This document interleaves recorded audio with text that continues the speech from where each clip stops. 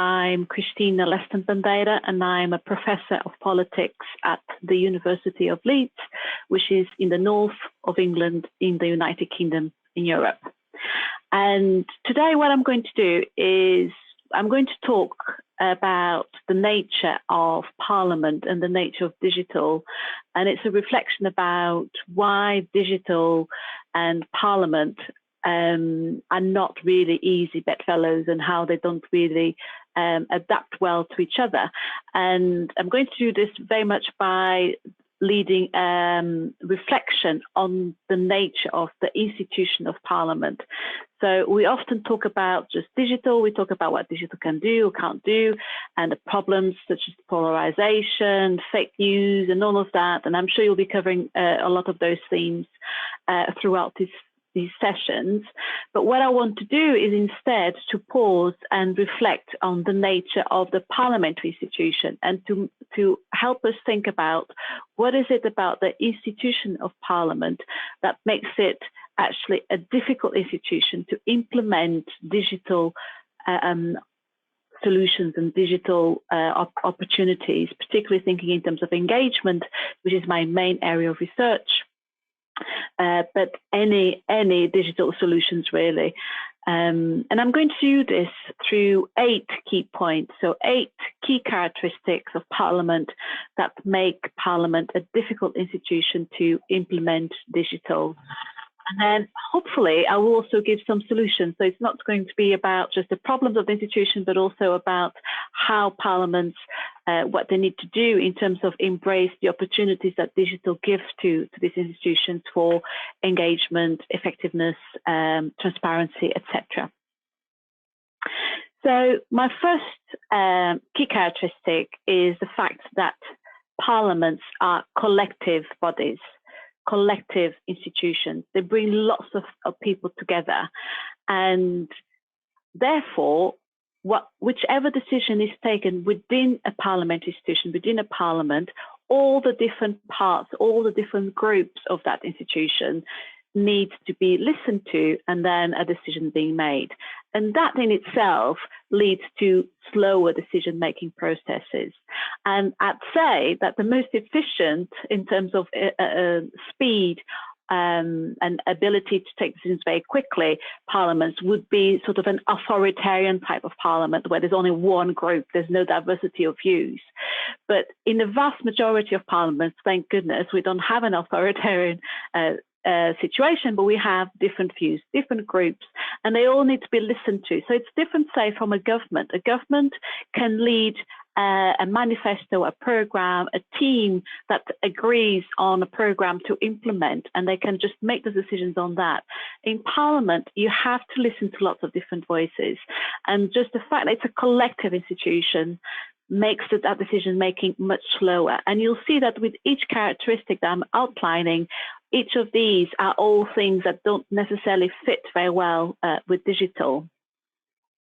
So my second characteristic is about, and it's very much linked to the first point, is about the fact that parliaments, not only they're collective, but they have differing views and quite often opposing agendas. So most parliaments will have groups that oppose each other, and they can't wait for the first opportunity to demonstrate that the other group is wrong or has something that should be questioned, etc. These are groups not only collective, and there's lots of different voices. These are groups that politically oppose each other, and they're only too happy to come out to the news, to come out outside and criticize the other group. And so having this diversity of views and opposing agendas, again, it makes it really difficult to take a decision, because not only you have to listen to everyone, but you also have to take decisions that are accepted by all the different groups. And if they're not accepted by all the different groups, at least you have to have the feeling that they have the legitimacy to be made, and that the groups have been listened to, and that it will not cause any other problems that people might come out, in protesting, really not happy with the decisions being made. And of course, I'm talking about administrative decisions within the institution. I'm not talking about political decisions.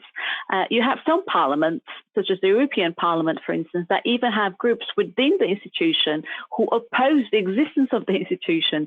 So somewhere like the European Parliament, where you have lots of political groups who are what we call Eurosceptic, so they think that the EU shouldn't exist or there shouldn't be an European Parliament, they'll grab at any opportunity to show that the institution is just not acting as it should be. And that's just an example. And there's many examples like that elsewhere. For instance, in countries like Spain that have nationalist movements, you may have groups that may think that they shouldn't be included in that state. So that situation happens quite often. And then the third characteristic is the lack of a single voice. And this is the fact that no one speaks for Parliament. And obviously, this is very linked to the idea of being a collective institution. But if you think of a government, you will have a prime minister or a chancellor or a president who speaks for the executive, who gives the voice for the executive, who is the image and represents everything within that executive, within that cabinet. Parliament doesn't really have that because of its collective institution. And that makes the transmission and communication of parliamentary ideas really difficult, because you have so many different views. It's really difficult to lead in terms of just one voice or what Parliament is doing. It also makes leadership really hard.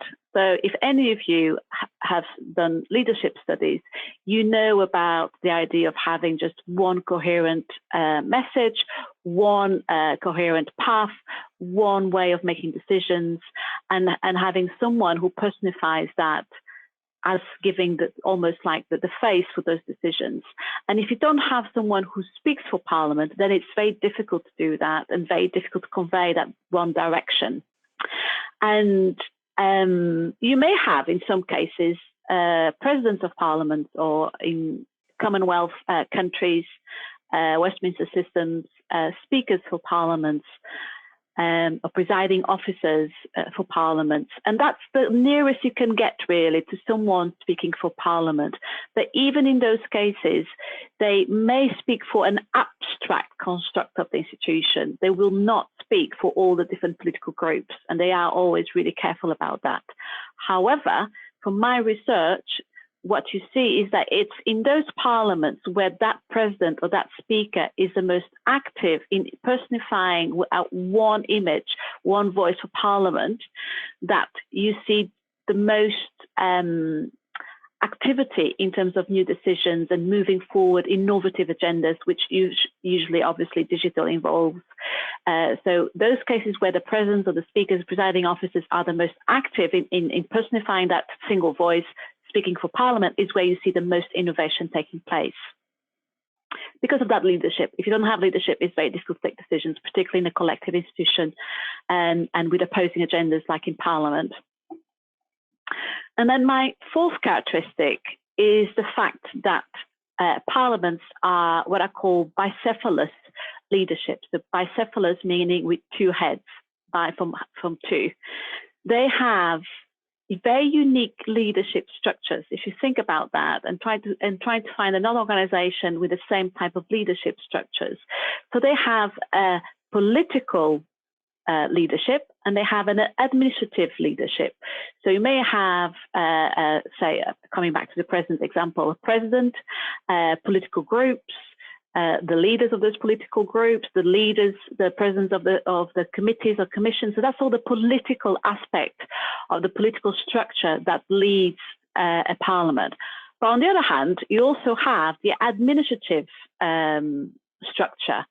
So, say the Secretary General, the Director General, the leads of all the different services in Parliament, and quite often these two types of people, these two groups, don't speak the same language.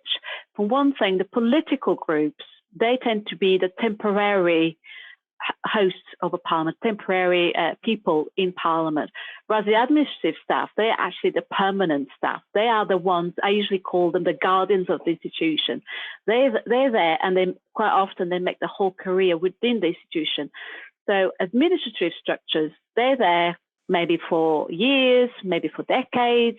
They see political elites, political leaderships come and go, but they stay there. And sometimes the contrast between the two of them can, again, make innovative decisions and risky decisions very difficult. So on one hand, on the political side, even if staff come with very innovative ideas, the political side might be very worried about the drawbacks on them. You know, the fact that they're going to go for an election in 4 months' time or in a year's time, what sort of consequences will that have to them? So they tend to think in the short term, whereas in the admin side, they're more long-term thinking. But on the other hand, sometimes because they are the guardians of the institutions, because they've seen, you know, things come and go, there can also be those who are much more averse to change and averse to innovation. But that bicephalous leadership definitely brings in difficulties in terms of adopting digital. And again, it's interesting in terms of research to look at different structures, different parliaments, and how the two of them connect, and who is at the top ultimately to make those decisions. Because ultimately, politicians are the ones who have the legitimacy to make decisions which are risky.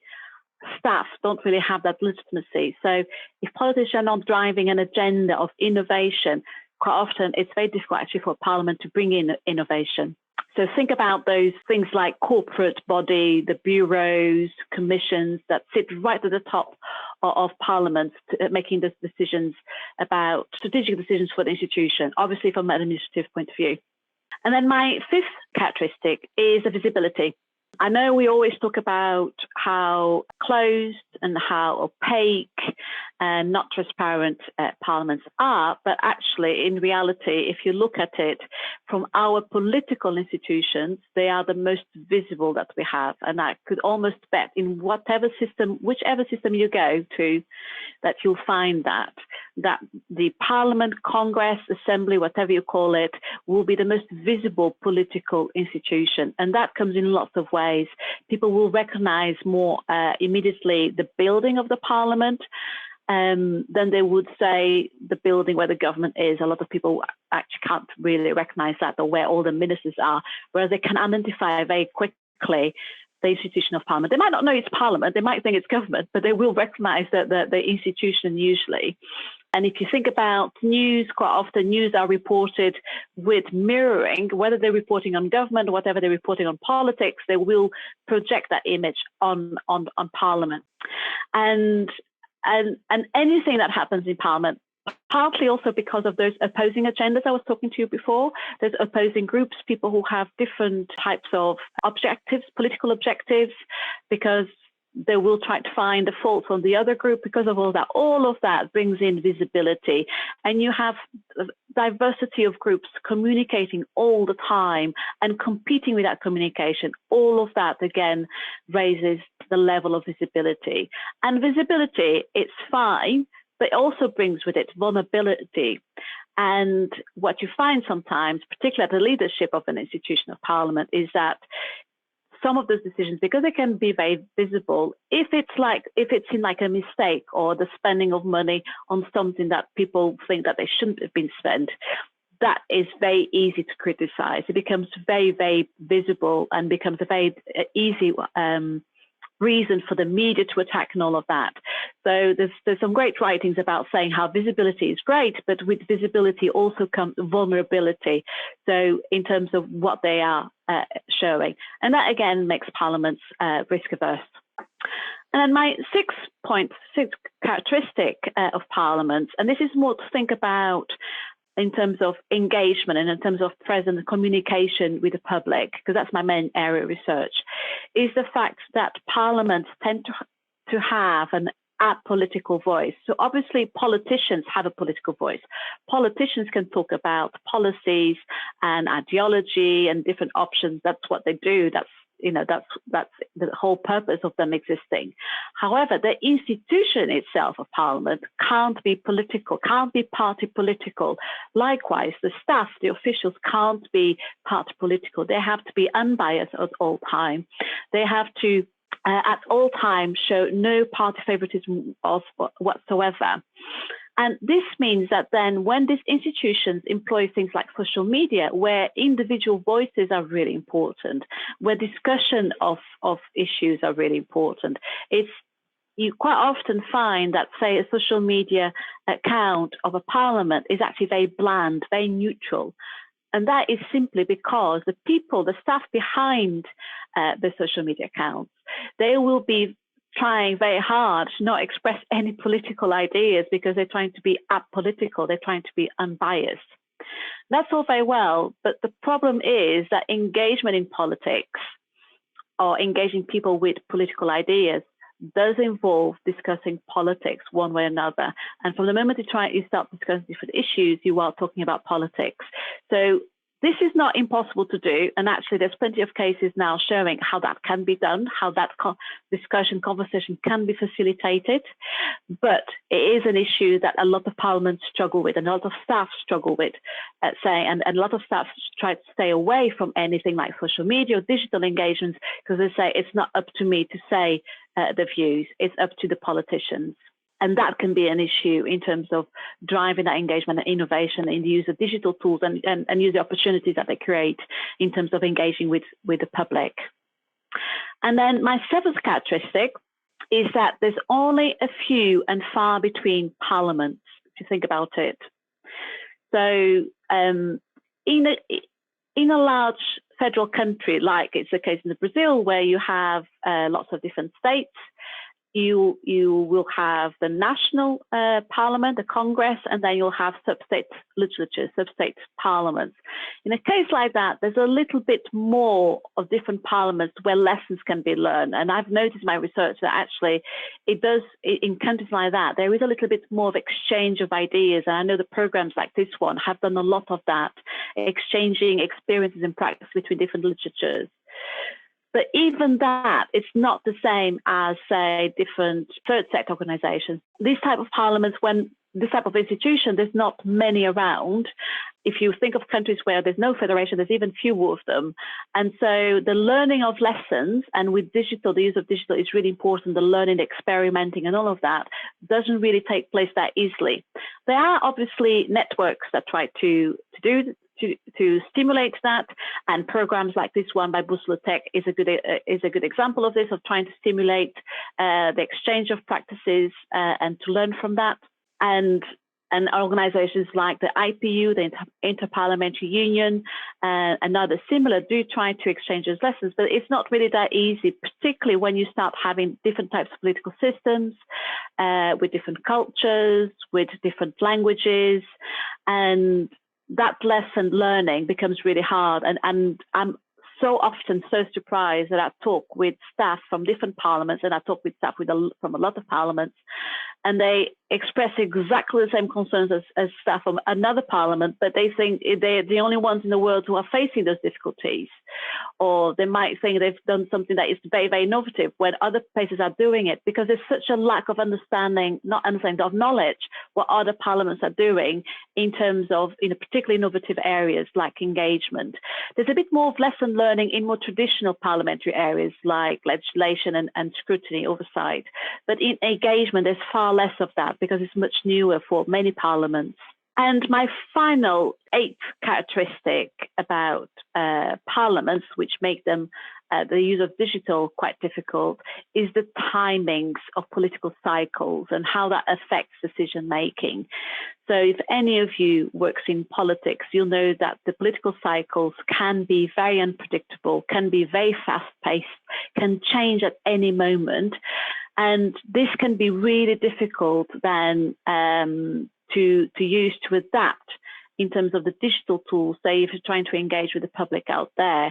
And particularly these days where you are starting seeing parliaments making consultations to the public digitally, and then they get lots of submissions, and you may have, say, 10,000 submissions in one day. And then 2 days later, you need to produce a summary to give to the MP, to the deputy, to talk about it in the chamber. And you may even have in between that something happening which is much bigger, and the debate is not happening anymore. And you've consulted all of those 10,000 people, and in reality, you're not going to do anything about it. So With these 8 characteristics, what I've tried to show is that parliaments, by their nature, and it's not because it's the Brazilian Congress or the parliament in Chile, or the parliament in France, or the parliament in Ghana, or the parliament in Japan, the fact that these institutions, it's in the nature of a political institution like parliament to have these characteristics. And all of this leads these institutions to be very slow at decision-making processes in terms of their own administrative, in terms of their own processes. It also makes them very risk-averse. So parliaments are incredibly averse to risk and to experimentation. And that's because of that the fact they're collective body, opposing agendas, lack of a single voice, visibility, all of those things explain why they are so risk averse, because there's no one to actually lead that and not worry about that risk and take things forward. And working with digital actually develops through taking risks, through innovation, through experimenting, through doing lots of pilots.